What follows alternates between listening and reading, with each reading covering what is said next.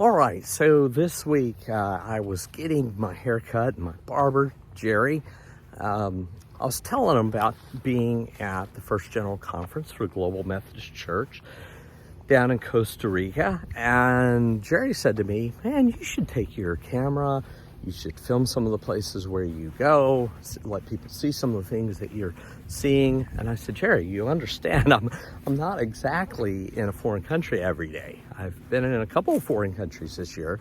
Normally my travels are much more pedestrian. They're in, the inner city of Memphis, or in some really, really rural places in Mississippi. And Jerry said, yeah, that people would be interested in seeing some of what you're seeing. And I really had to think about that long and hard, but I think he might be right. And today I'm at a beautiful wedding venue outside of Memphis. It's just gorgeous, and it just reminds me that Jerry's right. I get to see a lot of beautiful places. I get to be in a lot of beautiful places. It seems ordinary to me because, well, these are the places where I am. But there are probably a lot of people who would travel a long ways to be in a place this beautiful. You can see the sky and the trees reflected off that green, beautiful small lake behind me. And he's right, I am in a lot of beautiful places. But then I began to think, okay, well, other than the scenery, what would be interesting about hearing me talk? And I thought for a little while, I've had a world-class education. And I've read a lot. I've kept up with events over the years. And I'm not saying that every one of my opinions or everything I'm thinking is, necessarily earth-shattering or, something of brilliance. But really what I've spent my life doing is really trying to instruct people in Orthodox Christianity and trying to follow those paths myself. And I was thinking about, oh my goodness, about how much social media each one of us takes in every day, and how algorithms are just programming our brains, they're saturating our brains, they're really changing the way we think.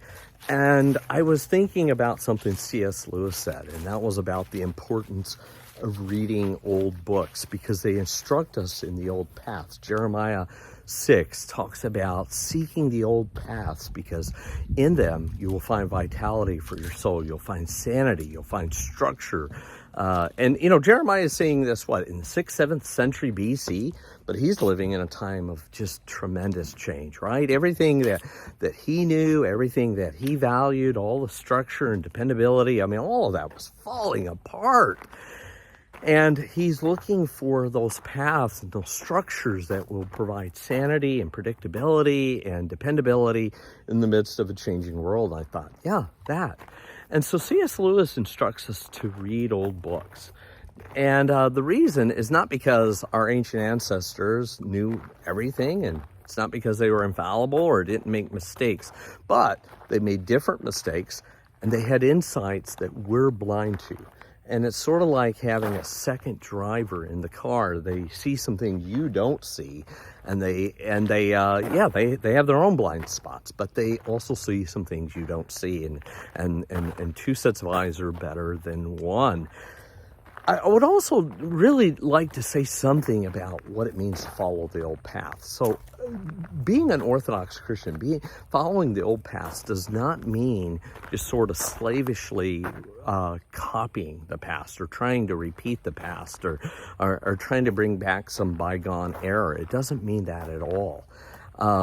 In fact, to do that can be rather monotonous, can lack life and lack creativity. And I actually think it actually gets us off the hook from being obedient in the way we need to be obedient to God in the 21st century. So let me just give you an example. So I love music, so I love using musical examples. And in the early 1980s, a new form of rock music came. And that was hair metal, or the sort of the first waves of not heavy metal, but I don't know, I guess headbanger kind of music. And it was truly innovative. It was out of the box. It was moving away from classic rock. It was moving away, from some of the stuff that had been done. And it was truly innovative. And it was really neat to see some of these first hair metal bands. But by the mid 1980s, some of these bands had become so commercially successful that the record companies just start finding all these imitation bands. And before long, the market is just flooded with bands that are doing the exact same thing, the same exact tropes, dressing the same way. And by the late 1980s, that genre had just collapsed from exhaustion, right? Because people just got so sick of hearing the same thing over and over and over. It just, there wasn't anything interesting about it. And of course, eventually grunge and the Seattle sound that comes. But you know what's really interesting is that in order to be innovative, you've got to go back to the old paths. So Western music is built on the major scale. And the major scale is only 7 notes. That's it. But the whole universe is contained in those 7 notes. And really, if you want to be a good musician, you've got to understand those building blocks. Now, you don't have to technically understand them. Jimi Hendrix and Kurt Cobain, they didn't actually understand music theory, but they did actually have a conceptualization of it in their head, even though they couldn't have explained it in classical terms.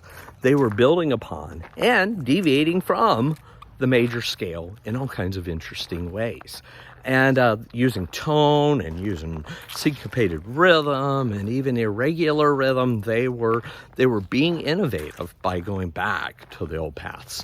And what I really want to say about being an Orthodox Christian in the 21st century is that we can't copy our ancestors because we're never going to live in their time and place in history. But we can learn from them, and we can learn how to innovate for the 21st century by understanding the paths that cannot change, the patterns that cannot deviate.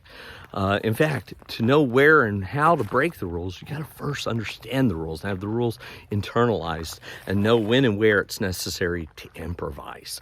And so one of the pieces of advice I give is to read old books. Right now I'm reading Ian Kerr's biography on G.K. Chesterton. Stace and I are getting ready to take our last week of vacation for the year, and we are going to Greece and we're going to Turkey. And I was just, okay, what do I want to read right now? Where do I want to be saturating my mind? And so I'm going to read the biography of G.K. Chesterton, and then I've downloaded the complete written works of G.K. Chesterton, which is something like 55 hours worth of listening. Now I'm going to speed that up. I'm probably going to turn that into 25 hours by doubling the speed, but still, it's a lot of G.K. Chesterton. Why G.K. Chesterton? Well, because the man struggled with faith, but makes a decisive turn to orthodoxy. And he stays engaged in his world, a world which, by the way, was changing a lot. And he did so with good humor and wit and intelligence and dexterity. And he really provides a good model of how to do it in our time. Now, I'm not trying to be G.K. Chesterton. I can't be G.K. Chesterton. God didn't design me to be G.K. Chesterton. But I can learn from a master, right? I can learn from a Christian who did well in his time, who ended his time on earth by living it to the fullest, living it to the end, and being faithful all the way through to completion.